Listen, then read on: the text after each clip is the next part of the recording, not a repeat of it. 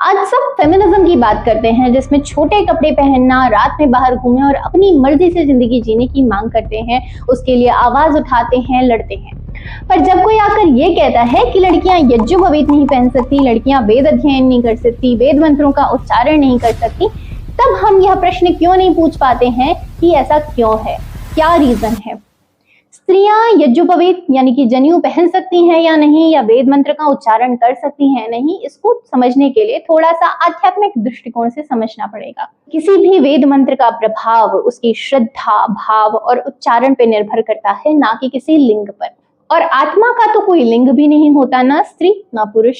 और वेद खुद कहता है, यजुर्वेद के 26वें अध्याय में यह लिखा है, यथे माम वाचम कल्याणी मां वदानी जनेभ्य, अर्थात मैं यानी कि ईश्वर इस वेदवाणी को पूरी मानव जाति के लिए देता हूँ।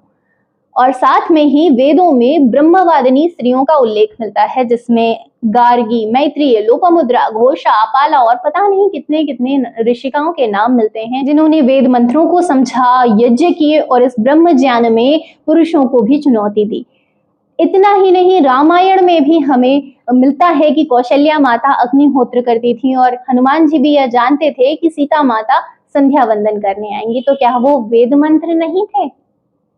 जब इतिहास, शास्त्र, वेद खुद हमें बता रहे हैं कि स्त्रियां वेद मंत्रों का अध्ययन कर सकती हैं और वेद मंत्रों को पढ़ने के लिए हमें यज्ञोपवीत भी धारण करना पड़ता है, तो स्त्रियां वो भी कर सकती हैं। स्त्रियों का वेद अध्ययन करना क्यों जरूरी है? क्योंकि वह एक परिवार की, इस राष्ट्र की धुरी होती है। स्त्रियां ही अगर सुसंस्कृत और ज्ञानी नहीं होंगी तो ना वो अपने बच्चों को ज्ञान दे पाएंगी, ना ही वो उनको सुसंस्कृत कर पाएंगी, और ना ही हमारा यह राष्ट्र एक सुसंस्कृत, एक विश्व गुरु बन पाएगा। अगर हमें अपने राष्ट्र को विश्व गुरु बनाना है तो हमें स्त्रियों को भी संपूर्ण वेद अध्ययन के अधिकार देने चाहिए। और सभी स्त्रियों को मैं यह बताना चाहती हूँ कि आप वेद अध्ययन कर सकती हैं, आप वेद मंत्र पढ़ सकती हैं, आप जनेऊ भी धारण कर सकती हैं।